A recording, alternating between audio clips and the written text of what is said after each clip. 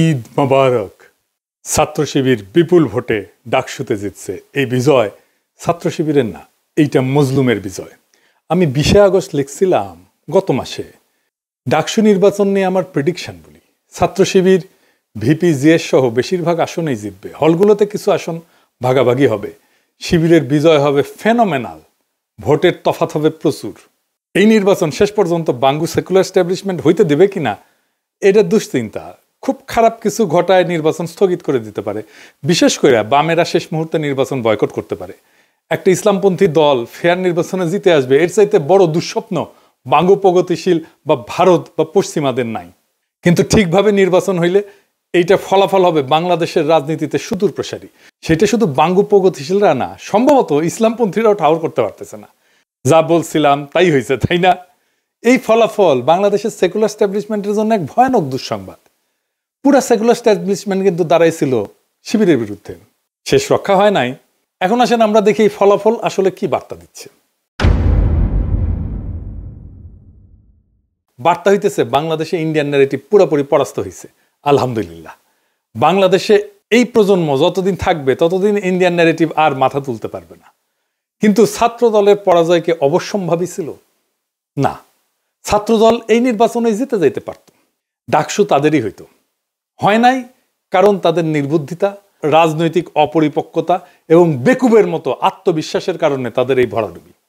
বিএনপির এই ভরাডুবির পেছনে আছে বিএনপির কান্ধে চেপে বসা কিছু রাজনীতির জ্ঞানহীন মানুষ, অপদার্থ মানুষ।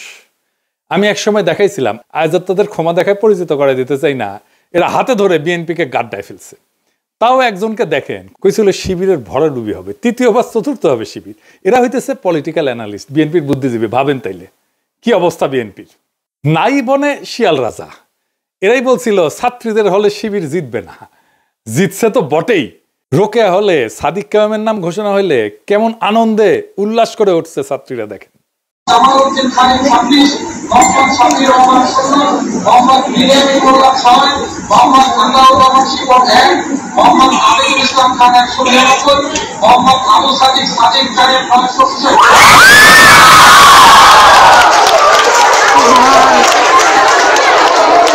আপনারা জানেন যে 5ই আগস্টের পর যখন ছাত্র দলের ছাত্র শিবির সংঘাত শুরু হইল, আমি তখন নিজ দায়িত্ব নিয়ে এই দুই দলের ভেতরে সংঘাত বন্ধ করার উদ্যোগ নিয়েছিলাম। সেই মিটিংয়ে শিবিরের প্রেসিডেন্ট সেক্রেটারি উপস্থিত থাকলেও ছাত্রদল প্রতিশ্রুতি দিয়ে হাজির হয় নাই। আমি কেন তাদের মধ্যে নেগোসিয়েশনের উদ্যোগ নিয়েছিলাম? কারণ আমি সেন্স করতে পারছিলাম বিএনপি মারাত্মক একটা ভুল করতেছে। তারা ধীরে ধীরে আওয়ামী ন্যারেটিভ গ্রহণ করতেছে। আওয়ামী লীগ যা বলতো তাই দিয়ে সে জামাতের বিরোধিতা করতেছে। আমি বিএনপির শীর্ষ নেতৃত্বকেও বলছি এইটা ভুল স্ট্র্যাটেজি। আমি উনাদের উদাহরণ দিয়ে বলছিলাম, ধরেন গোলাম আজম একজন স্বাধীনতা সংগ্রামী, ভারতের অটল বিহারী বাজপেয়ীর মতো আর কি। তাইলে আপনি জামাতের রাজনৈতিক বিরোধিতা কেমনে করতেন? আপনি তো তারে স্বাধীনতা বিরোধী বলতে পারতেন না, মুক্তিযুদ্ধ বিরোধী বলতে পারতেন না। তো তাহলে অটল বিহারী বাজপেয়ীর মতো যদি গোলাম আজম স্বাধীনতা সংগ্রামী হইতো, তাইলে কিভাবে আপনি বিরোধিতা করতেন? সেভাবে করেন। আওয়ামী লীগ যা বইলা জামাতকে ঘায়েল করতো সেইটা বললে আপনি আওয়ামী লীগ হয়ে যাবেন। তাই হয়েছে। আপনি জামাতকে রাজাকার, স্বাধীনতা বিরোধী, পাকিস্তানপন্থী কিছু বইলাই দমাইতে পারবেন না। উল্টা জামাতের লাভ হবে, হয়েছে না? এর ফলে বিএনপি তার অ্যান্টি ইন্ডিয়া ভোট ব্যাংক হারাবে। তাই হারাইছে। সে আওয়ামী লীগের ভোট পাইছে। আপনি জগন্নাথ হলের ভোটের হিসাব দেখেন, জগন্নাথ হলের পুরা ভোট মোটামুটি বিএনপি পাইছে, তাই না? তো তার মানে সে আওয়ামী লীগের ভোটটা নিছে আর নিজের ভোট হারাই ফেলছে। আর জামাত কি করছে? যে anti India vote bank intact রেখে সেকুলার ভোট টানার কৌশল নিতে পারছে। বিএনপি যতবার মুক্তিযুদ্ধ 1971 এই বলে জামাত শিবিরকে আক্রমণ করবে, ততবার জামাতের অ্যান্টি ইন্ডিয়া ভোট আরো বাড়বে। জামাত যে বাংলাদেশে অ্যান্টি ইন্ডিয়া রাজনীতির সবচেয়ে বড় কামেল এজেন্সি, এটা বেশি স্ট্যাবলিশ হবে। বাংলাদেশের প্রধান দ্বন্দ্ব বিএনপি ধরতে পারে নাই। প্রধান দ্বন্দ্ব নিয়ে আমি অনেকবার বলছি।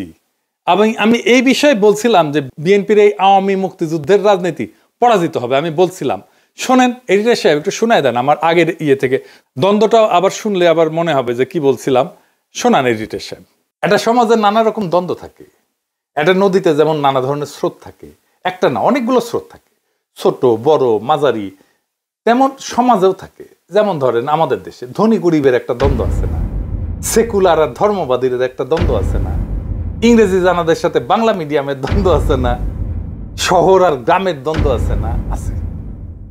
শহরের লোকেরা তো গ্রামের লোকদের তাচ্ছিল্য করে খ্যাট বলে, তাই না? বড় লোক আর গরিবের দ্বন্দ্ব আছে না? এইরকম অসংখ্য দ্বন্দ্ব পাইবেন দেশে। এই দ্বন্দ্বগুলোই রাজনীতি, কনফ্লিক্ট সিচুয়েশন, এটাই রাজনীতি।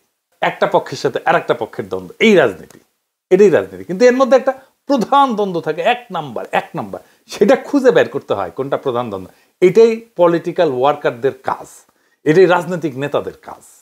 আপনি ইতিহাসে তাকাইলে দেখবেন ব্রিটিশ আমলে প্রধান দ্বন্দ্ব কি ছিল? ব্রিটিশদের সাথে আমাদের দ্বন্দ্ব না, না তা না। প্রধান দ্বন্দ্ব ছিল জমিদার আর প্রজাতি। অসংখ্য কৃষক বিদ্রোহ হয়েছে, এর ফলশ্রুতিতে পাকিস্তানের জন্ম হয়েছে।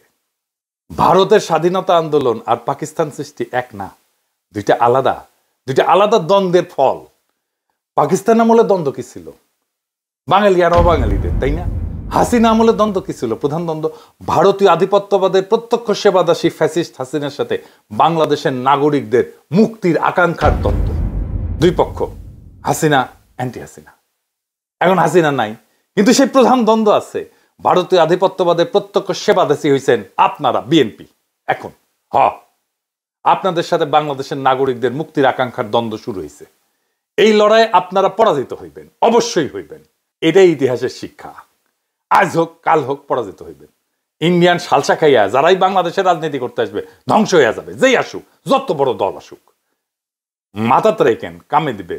যত কৌশল নেন আমাদের বিরুদ্ধে, কোনোটাই কোনো কাজে দিবে না, কোনো কাজে দিবে না। তো বলছিলাম, যত কৌশলই নেন না কেন, কোনোটাই কাজে দেবে না। কাজে দেয় নাই। ভারতীয় বয়ান জয় বাংলা হয়ে গেছে। ইন্ডিয়া যে হারছে সেটা নিঝুম মজুমদারের আহাজারিতে শোনেন। ইলেকশনের আগে সে বাক্যধারী ছিল, সে বলছিল যে ওরাও হারবে, আপনারাও হারবেন, মানে বিএনপি করছে আর কি। শুনেন, শুধু আপনার বিবেচনার উপর একটু ছেড়ে দেই। Now it is your call, it's your take. সিদ্ধান্ত আপনার। কালকে নির্বাচন, প্রশ্নের জবাবটা আপনারাই দিয়ে দেন। যদি জামাত শিবির নির্বাচিত হয়, হেরে গেছি, আপনারাও আমরাও সম্মিলিতভাবে। প্লিজ হেরে যায়েন না। তো বিএনপি কেন এইভাবে দুর্বল হয়ে গেল? হাসিনা বিরোধী লড়াইয়ে হাসিনার ন্যারেটিভ ভাঙায় বিএনপির কোনো ভূমিকা ছিল না।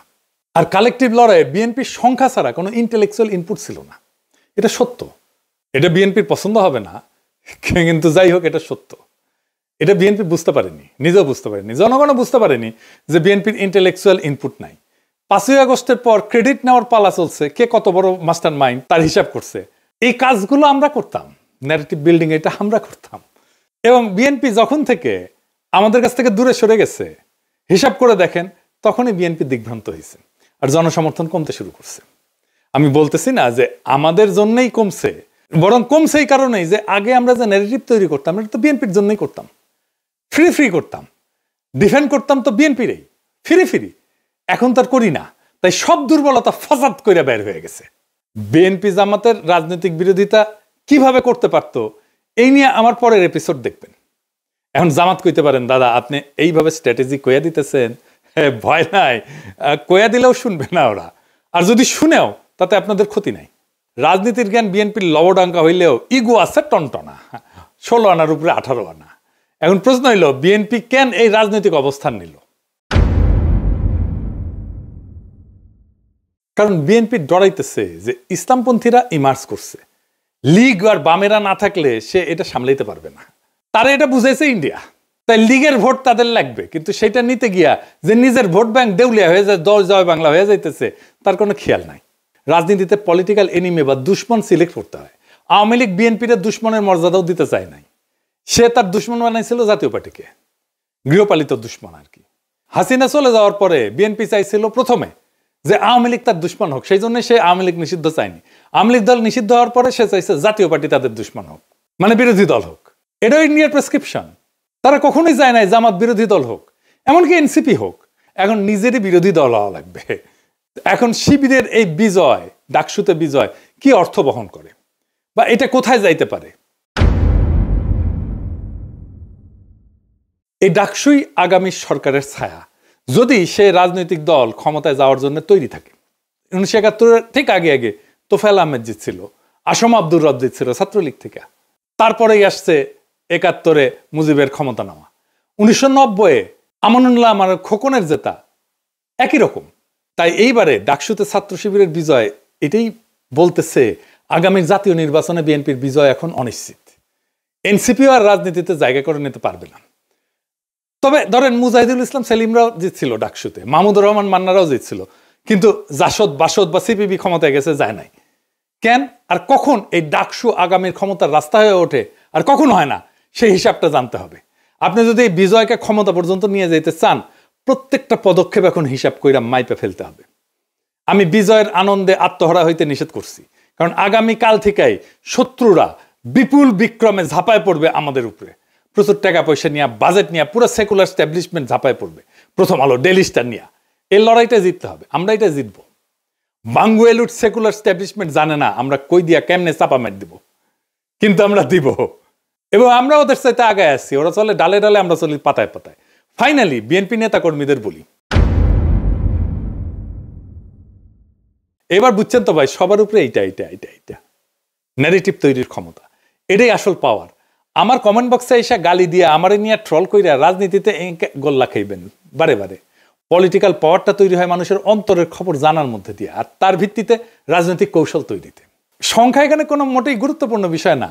আমি একজন, দুইজন, তিনজন, চারজন না 10 জন, আর আপনারা 1 কোটি কিনা, কিচ্ছু যায় আসে না। আপনি 10 জনের কাছে হাইরা যাবেন।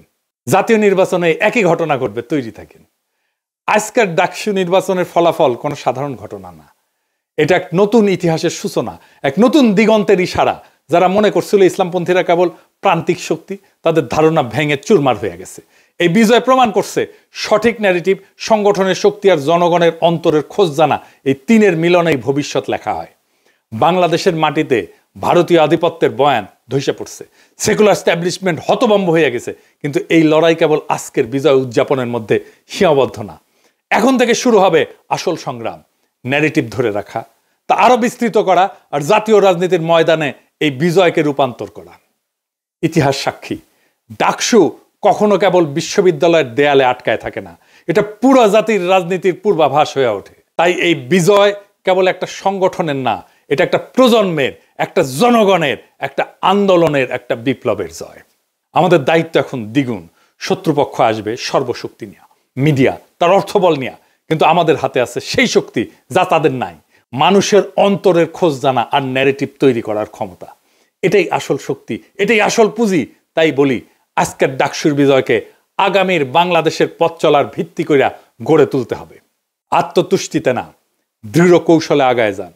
শত্রুর আঘাতকে ভয় না, বরং প্রেরণা বানান, কারণ এই প্রজন্ম প্রমাণ করে দিছে বাংলাদেশের রাজনীতির আগামী দিনে আর কোনো ভারতীয় বয়ান না, জয় হবে কেবল বাংলাদেশি নাগরিকদের মুক্তির বয়ানের। এই পথেই মুক্তি, এই পথেই ভবিষ্যৎ। ইনকিলাব জিন্দাবাদ।